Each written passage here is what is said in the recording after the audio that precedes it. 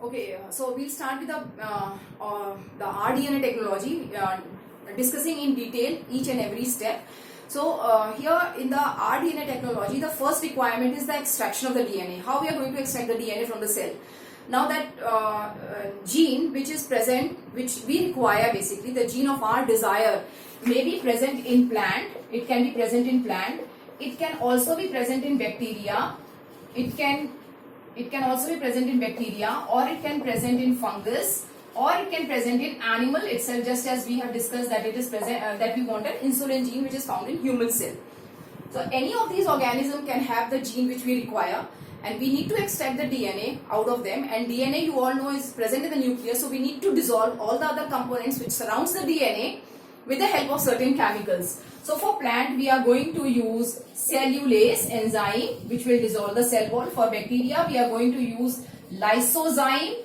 For the fungus, we are going to use chitinase. And for animals, since they do not have any cell wall over them, so we will not be using any chemicals to dissolve the cell wall, because there is no cell wall, but definitely we will be using some more components. So when we use these enzymes, the wall of these cells will dissolve. Then after this, for all, we are going to use proteases to dissolve all the proteins. We are going to use RNase, which is going to dissolve all the RNAs and other chemicals, so that what we get is basically the DNA. And this DNA which we get can be precipitated. It can be precipitated with the help of chilled ethanol. With the help of chilled ethanol, and we get a white strands of DNA by this particular process. So now we are having the DNA with us, and that DNA has to be then cut into small pieces, and then we choose the piece of our requirement. So after this, since we have to cut the DNA into small pieces, so the method which we use is basically the usage of endonuclease enzyme. Now, what are these enzymes? You know, in 1963, it was discovered that bacteria consist of two main enzymes which prevents the bacteria from the infection of bacteriophages, that is the virus. And those two enzymes were, one of them had the capability of adding the methyl group to the DNA, and the other has the ability to cut the DNA. And the second enzyme was of great importance to us because it has the ability to cut the DNA. And those enzymes which has the ability to cut the DNA are called endonuclease enzyme. And this enzyme belongs to a bigger group called as nucleases. And nucleases are of two types, exonuclease and endonuclease. Now, exonuclease is the one which cut the DNA from the ends. They start cutting the DNA from the ends.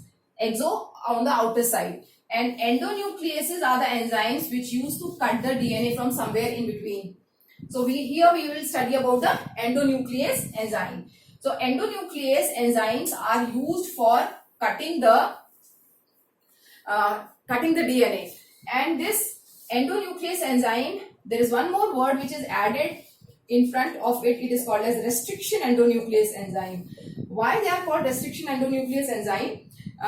Because their site of cutting the DNA is restricted. वो हर जगह से नहीं काट सकता DNA को, जहां उसकी मर्जी हो वहां नहीं काट सकता. उसकी स्पेसिफिक प्लेसेस होती हैं जिन्हें वो आइडेंटिफाई कर सकता है, और उन्हीं प्लेसेस पर वो डीएनए को काटता है. तो इसलिए उसको बोलते हैं restriction, because their area in DNA for cutting is restricted, so it is called restriction endonuclease enzyme. सबसे पहले rDNA जो बनाया था वो Cohen, Stanley Cohen and Boyer ने बनाया था, और वो 1972 में बनाया था. And for that they got Nobel Prize also. What they did, you must know that. What they did, they took a bacteria, and that bacteria was Salmonella typhimurium. They took this bacteria. From that bacteria, they took out the plasmid. I hope you all know the meaning of the plasmid. If not, you continue watching this video, you will understand what plasmid is. They are extra chromosomal DNA which provides specific property to the bacteria. They are not required for the growth and development or reproduction, but they give certain property by which the bacteria can survive in unfavorable condition. So plasmid is extracted. Then this plasmid, you know, it was cut, and in this plasmid an antibiotic resistant gene was introduced. Now what is this antibiotic resistant gene? A gene which has the capability to tolerate any antibiotic and will not let that organism get killed if that antibiotic is used for that organism. So they make them resistant, so that's a benefit for the organism because they can even survive in the presence of that antibiotic.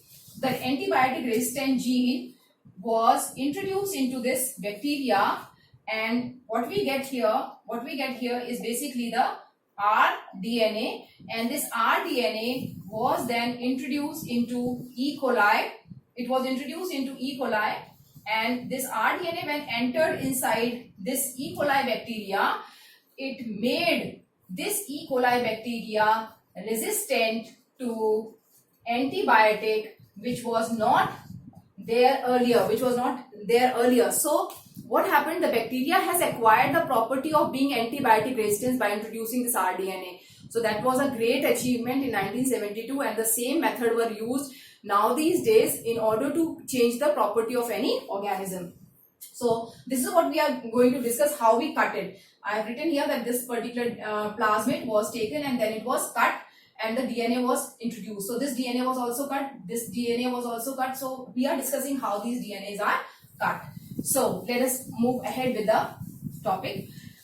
Endonuclease enzymes, they were discovered from bacteria, and today, you know, we have got more than 900 endonuclease enzymes which have been extracted from 200 plus different types of bacteria. So bacteria gives us the endonuclease enzyme, and endonuclease enzymes are the one which are very specific,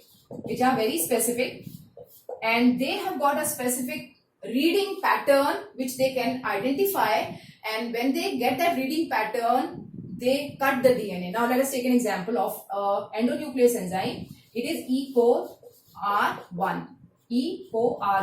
Now there is a specific method also of naming them. Let us talk about that. Here this E. coli has been named in a manner, and that is followed for all the endonuclease enzymes. The first letter actually represents the genus. So this is Escherichia. So E has been taken. Then the next two letters are the species, are the letter of the species. So it is coli. So we have taken CO. So it's E, co. Then R. What is R? R is basically the strain, from the name of the strain from where the enzyme has been extracted. And this Roman letter 1 is actually the sequence in which they are discovered from the bacteria. So if the first endonuclease enzyme which was discovered from Escherichia coli was E and the strain R was E. coli 1, and if we get more endonuclease enzyme from the same organism, we will write E. co-R2, then we will write E. co-R3, and so on. So that is, this Roman number represents the sequence in which the enzymes are discovered from that particular organism. Now I have written that it is very specific. What is so specific about E. coli? 1. The specificity of the E. coli lies in the sequence of bases which are GAA-TTC.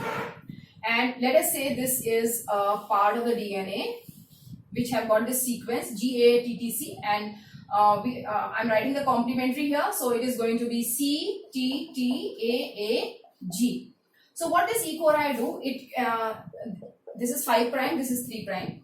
It will move from this area, from the left side to the right side, and it will read GAA-TTC. The moment it comes in contact, or the moment it reads this particular base, it immediately cut it from GNA.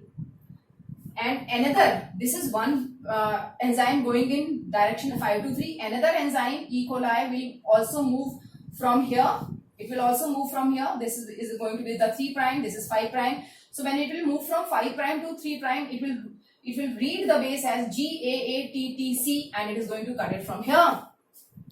So if you see the sequence of bases and read it from left to right and then right to left, you know they are similar. See, GAATTC, GAATTC. And when we read any word which is similar from left to right and from right to left, we call that as palindromes.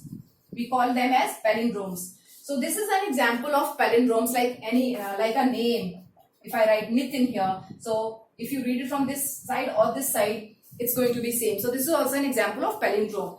So they cut the palindromes, and they do not cut it from the center but somewhere near the center. So it has got the property of cutting it from in between the G and A and G and A. So what will happen? The hydrogen bonds will also break here, and this particular DNA, you know, it will be divided into 2 parts, and it will be like one of them will be, here we will have G because it has been cut from here, and here we will have C, T, T, A, and then it will be cut.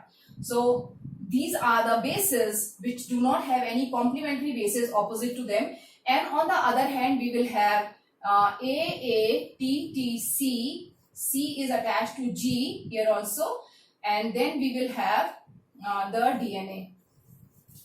So these 2 strands have been separated, and a part of it and a part of it do not have any complementary base pairing over it.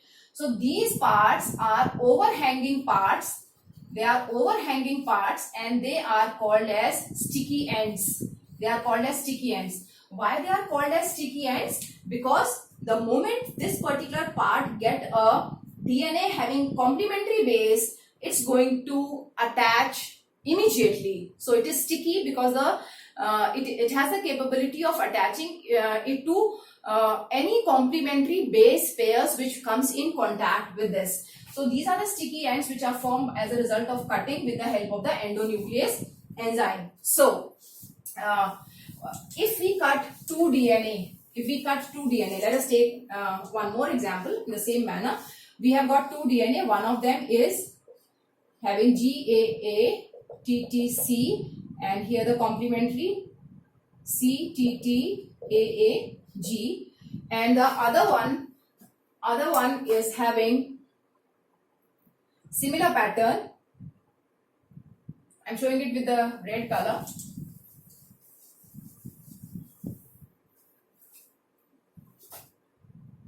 So it's, let us say it's GAATTC and CTTAAG and the other one. So we know that it's going to cut it from here and here, and in this case also it is going to cut it from here and here.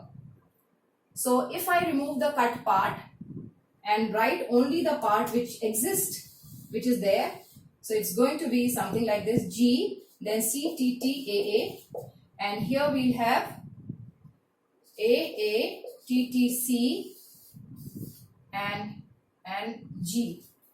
Now, if I bring this closer to this, if I bring both of them closer to each other, then what will happen? The DNA having this sequence will easily be able to combine with the other DNA, because here we have complementary base pairing. So we have been able to combine 2 different DNAs together because they have got complementary sticky ends with them. And this, what we get here is actually the rDNA. It is called rDNA. Now this combining together, joining them together involves an enzyme, and that enzyme is called as a ligase enzyme. It's like a Fevicol or gum for the DNA because it helps in combining the DNA. So we are going to get rDNA here. Now one thing you must also understand, that if we are cutting the DNA A with the endonuclease enzyme E. coli 1, then we must cut this DNA B also with the same enzyme E. coli 1. What is the reason? The reason is that so that the sticky ends which are produced are complementary to each other. If we use one enzyme for this and another enzyme for this, another enzyme may have a different site where it cut the DNA, so they may not match and they will not be able to combine. So when we are introducing a DNA in the plasmid, if we want to introduce it here, so it is going to be like this.